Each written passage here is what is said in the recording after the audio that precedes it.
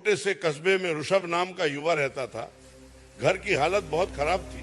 पिता बीमार, माँ चिंताओं में घिरी रहती। ऋषभ पढ़ा लिखा था लेकिन नौकरी नहीं मिल रही थी। काम धंधे की हर कोशिश नाकाम। मानो किस्मत ने साथ छोड़ दिया।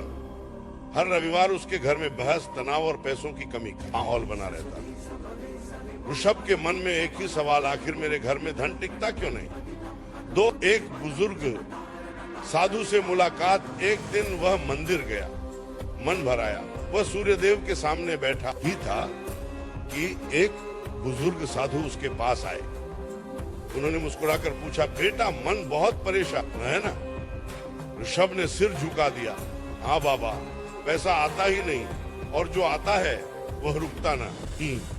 साधु ने कहा, अगर चाहो तो रविवार का एक छोटा सा उपाय तुम्हारी किस्मत पलट सकता है। आंखें उठाकर कहा, कौन सा बाबा।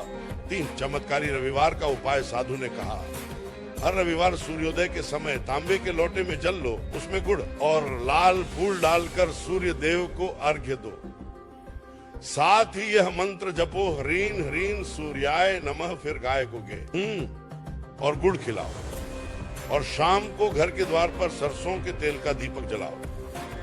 बस 7 रविवार तक यह करते रहना, देखना घर में रुकावटें खुद हटती जाएंगी। ऋषभ ने मन ही मन तय कर लिया, मैं ये जरूर करूंगा। 4 पहला रविवार, विश्वास का दीपक। अगले रविवार वह सुबह जल्दी उठा, तांबे का लोटा लिया, गुड़ और लाल फूल डालकर सूर्य को जल चढ़ाया। जैसे ही सूर्य की किरणें उसके चेहरे पर पड़ी, उसे पहली बार एक आशा महसूस हुई।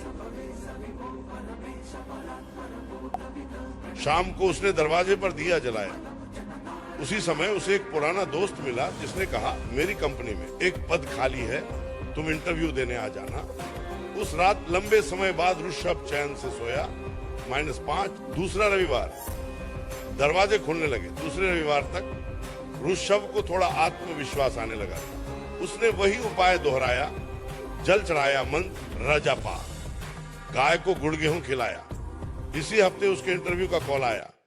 इतनी जल्दी सुनकर वो चौंक गया लेकिन खुश भी हुआ। तीसरा रविवार, पुराने कर्ज हटने लगे उपाय। तीसरी बार करने पर एक और चमत्कार हुआ। जिस दोस्त ने ऋषभ से पैसे उधार ले रखे थे, वह अचानक पैसे लौटाने घर आ गया। यह देखकर मां की आंखें भर आईं।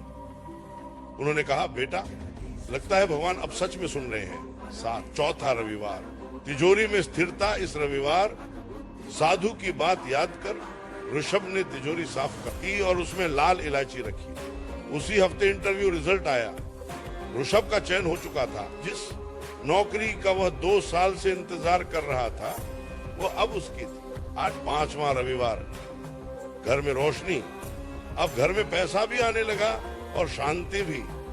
पिता की दवाइयां समय पर आने लगी, मां मुस्कुराने लगी और घर की टूटती छत भी सुधरने लगी। ऋषभ ने सूर्य देव को धन्यवाद दिया। 6ठा रविवार, उन्नति के रास्ते। कंपनी में सभी लोग ऋषभ की मेहनत से खुश थे। उसकी पहली सैलरी आई और उसी दिन उसने आधा पैसा गरीबों को दान दिया।